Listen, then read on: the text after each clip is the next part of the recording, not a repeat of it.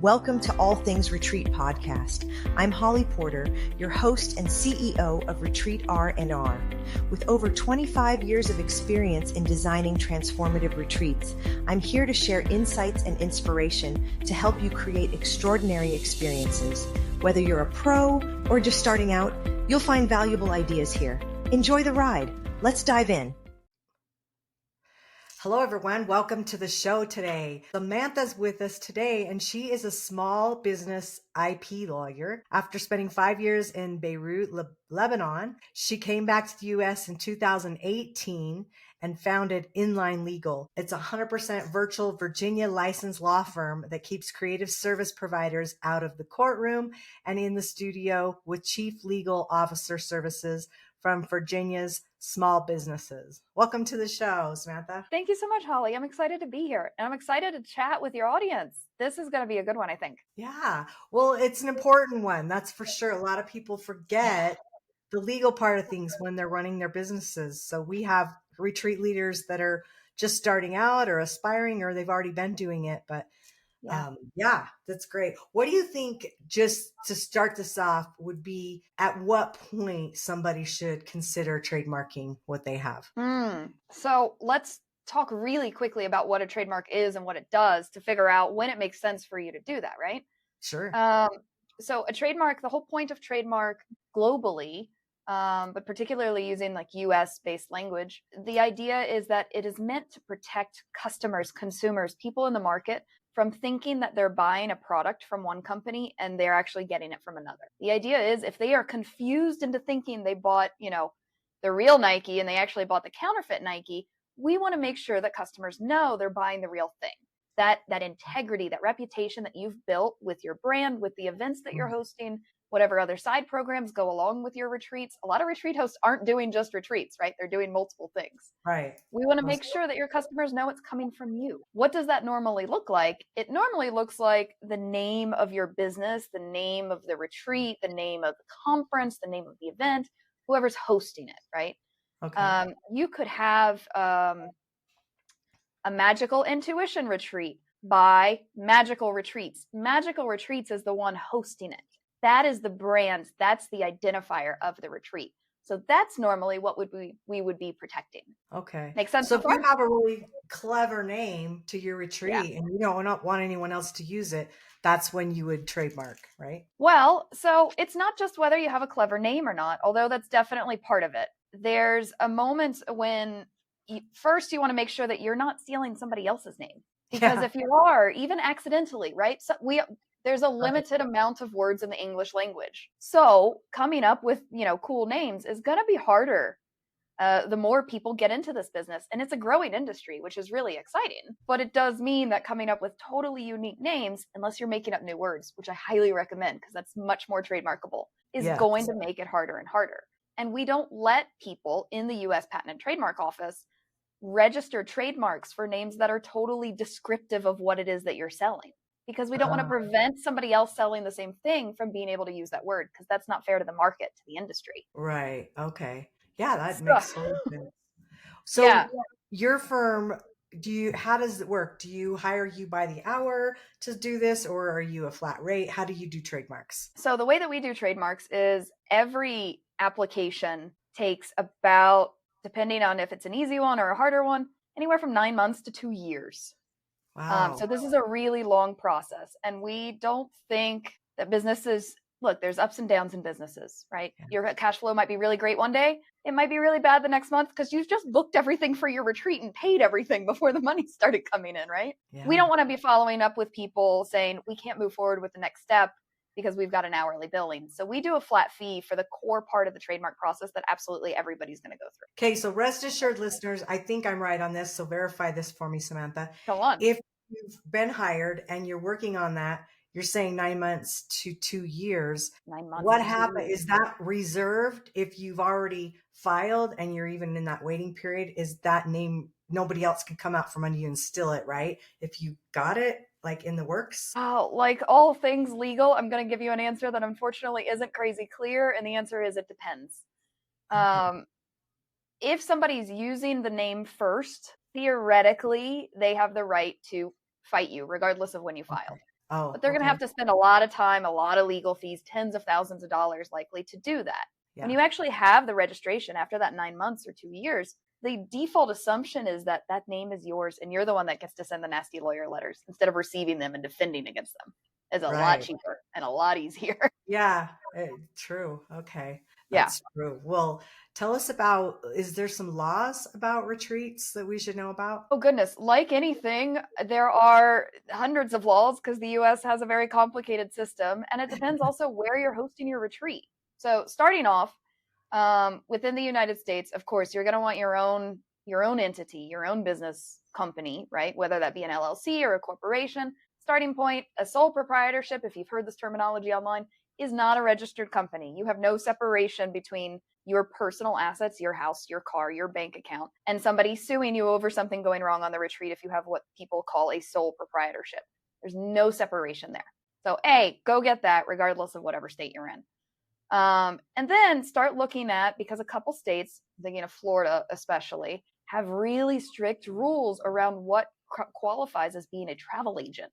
And retreats, unfortunately, can move into this space of travel agents. And if you don't have that registration in that state or you're operating there, right? Even if you're in a state that doesn't care that you're doing this and you have the retreat in Florida, Florida can get real pissy real quick about the fact that you're operating, you're providing housing, you're providing transportation, you're arranging these things for other people. So Right. be very mindful of where it is that you're operating from and where it is that you're hosting your retreat. This includes if you've gone international. Bali is notorious, and a lot of folks are trying to go to Bali now. Yeah. Bali is notorious for wanting to have business licenses, even if you're only operating there as a business for a week. Okay. But that part is probably pretty inexpensive, I would think, wouldn't it be? To do Bali just specifically? to get the business license. I'm just Yeah, curious. it's not unreasonable. And especially if you're taking people to Bali, you should be charging plenty enough money to make that reasonable in your cost Absolutely. analysis. Yeah. Yeah. Well, when we talk about trademark, a lot of times you hear the word IP, intellectual Sure. property.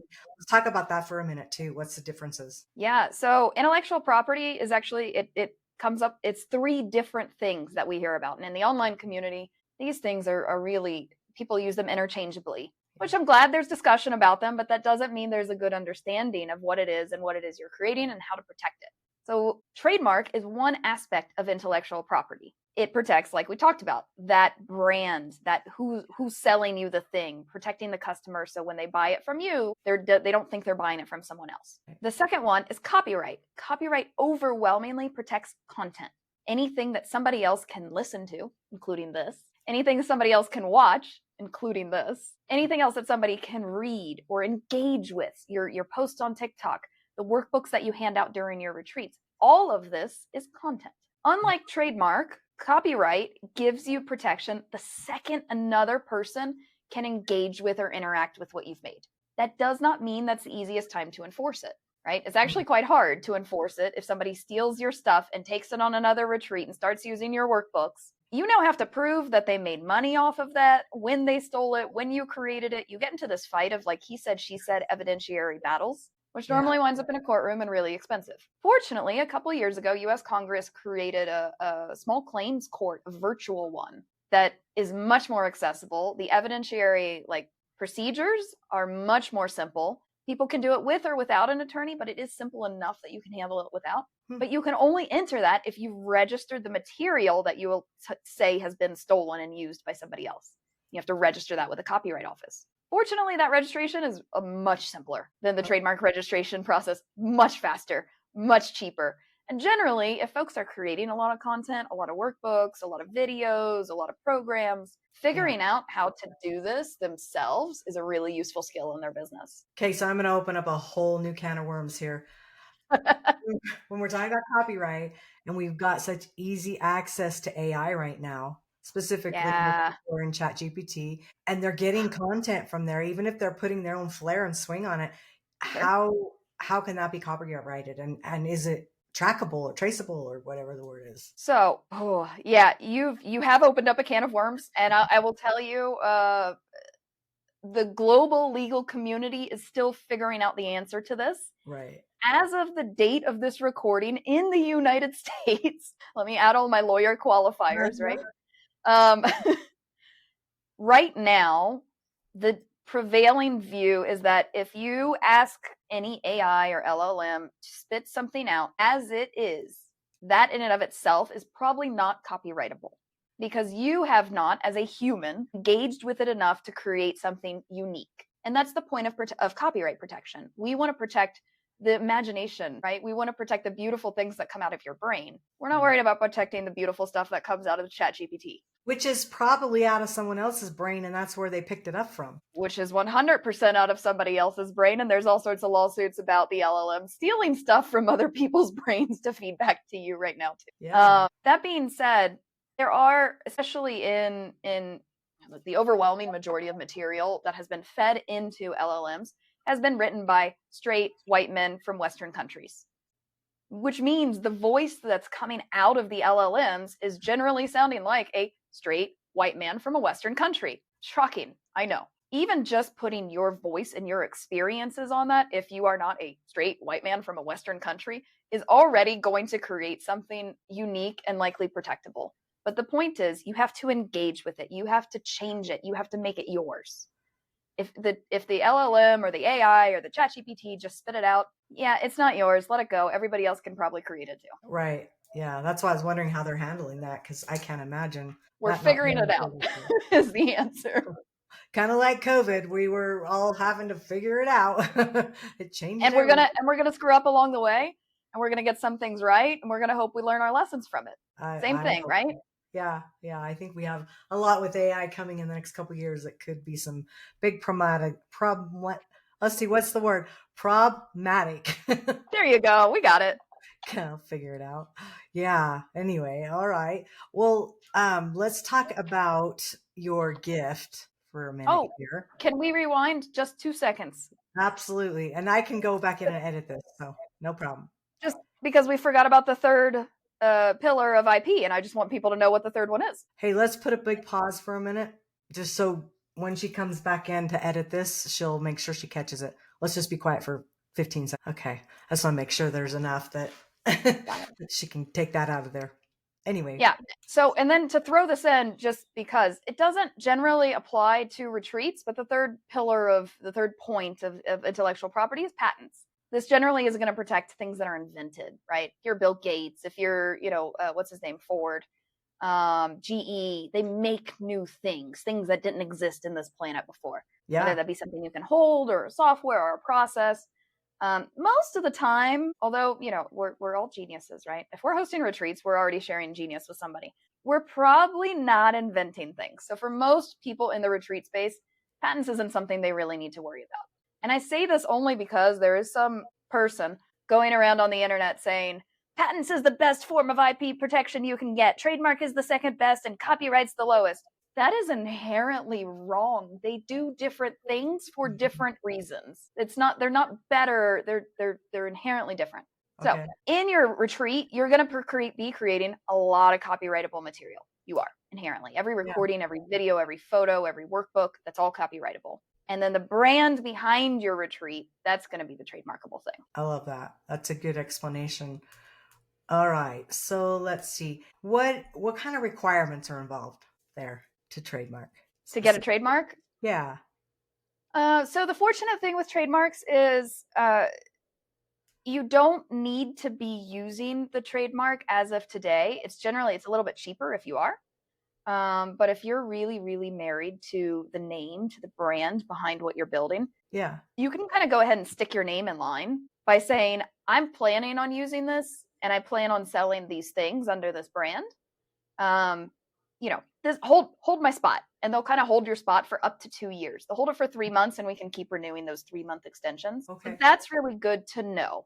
The second thing that's really important to know is the U.S. Patent and Trademark Office will not accept trademarks for things that are purely generic or descriptive around the thing that you're selling. Okay. So if you come to me with restful retreat, it's not going to work. Not for a trademark. You can build a business around it because nobody else can kind of claim that name either, but you won't have the ability to shut somebody down if they start operating under the same name as you. Because the U.S. Patent and Trademark Office isn't going to give them or you the right to exclusively use that name, right? You can't be the only one using names like that. And then knowing that we have to submit evidence with every application, Yeah. showing that you are using it or when you will use it within that time frame is important, that a lot of people don't know. And most importantly, we cannot protect that version of the name. Well, you can, I guess, if you've picked every category, but the way that the US Patent and Trademark Office works is you have to choose the categories that you want to protect your brand in. Okay. Why? Because Restful as a brand is totally descriptive of retreats, and we're not going to let that happen. Yeah. But if I say Restful, I don't know, I'm looking around, rugs, that's not descriptive of my rug. I can definitely sell rugs under that name, but I don't want to prevent somebody who wants to sell Restful rugs from existing and being the only person that can sell rugs under Restful because you exist under Restful retreats. So we have to claim each category, and each one of those categories is fees paid to the US Patent and Trademark Office. Right. Okay. And weirdly enough, digital and paper notebooks are different categories. So working with a trademark attorney to understand that is going to help you get the most bang for your buck on a single application. Well, and I was even thinking, wouldn't a different trademark be your logo, and then another one would be your name, and maybe your swish or whatever you use? Those are all separate, right? Yeah. So Nike, perfect example. Yeah. Nike is trademarked. The red swoosh or orange swoosh, it's actually trademarked in black and white, so they can change the color to whatever they want. By the way, hot tip, don't care about your color.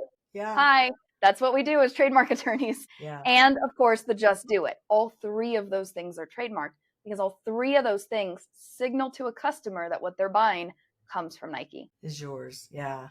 I can't believe on like TikTok sales, their shops and stuff, how many dupes there are. And it's amazing how, if someone's selling a lot, it's like next thing you know, there's a product that looks very similar, and it's just very sad. You just don't know.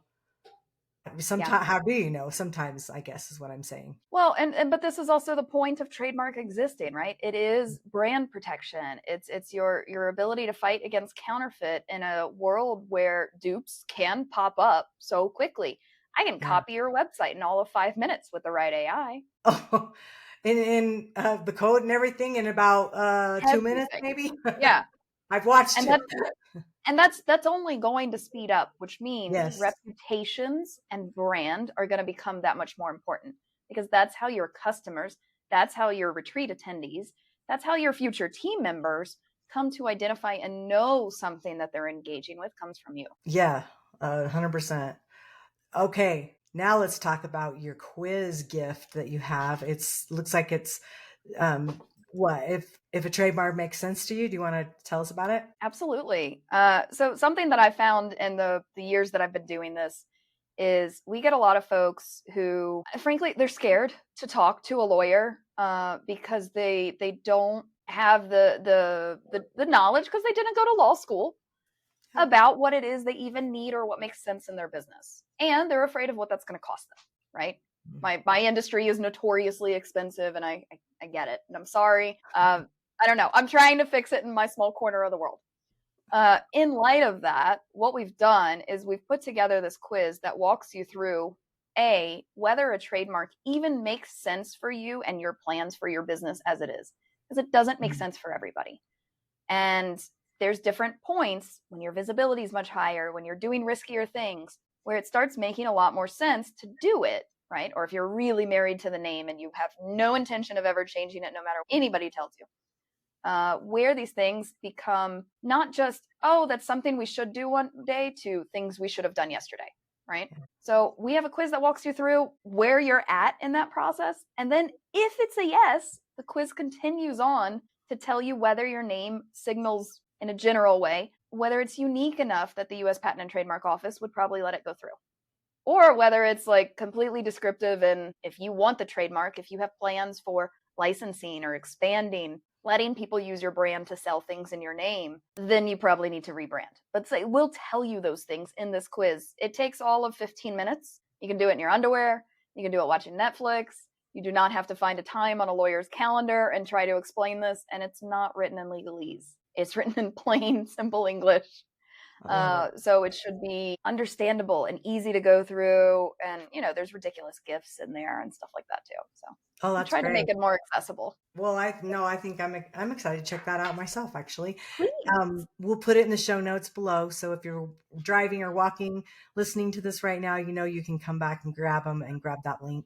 We'll put all our Samantha's social media links there. And do you want to leave one last thought with our listeners today? Oh, the one about, just adding your own voice. I think that one was already pretty good, but I think for today, retreats can exist for a lot of reasons. And the transformation that you're providing to anyone who's attending your retreat is really what you're selling, right? If you're just selling the destination, you are more of a travel agent. Yeah. But I know the people listening to this show are not that. They're seeking knowledge to make their events better, to provide better transformations for their attendees. And the best transformation you can provide them is going to come from a strong foundation, knowing that you've done everything in your end to create space for you to think about the luxuries and no longer just the foundations. Having help, having backup plans, having strong contracts. If your brand is something you want to protect, having that protected, right? Having the right team in place, not just from my side, from a bunch of other people, is going to allow you to focus on the transformation rather than the potential issues that are going to come. Love it. Oh, I love it. Well, thank you for all the golden nuggets today. I hope all of you can take some of these tips and consider what you have and go take the quiz. Thank you. Bye. Thanks for joining us on this episode of All Things Retreat. We hope you're leaving with new ideas, fresh inspiration, and the motivation to take your retreats to the next level. Don't forget to subscribe and leave us a review. It helps us grow and reach more retreat leaders like you. And if you have any questions, topics you'd like us to cover, or just want to say hello, send us an email at info@weretreatrnr.com. Follow us on social media to stay connected and catch all the latest updates. Until next time, remember, great retreats start with great intentions. Let's make them extraordinary, one step at a time. Thinking about hosting a retreat? Before you dive in, let's make sure you're really ready. Grab your free Are You Retreat Ready checklist and find out if you've got everything in place from your purpose and pricing to your audience and agenda. Don't guess. Get clear. This quick checklist will show you exactly where you stand and what you need to make your retreat a success. Click the link below in the show notes to grab your gift and take the first step toward hosting with confidence.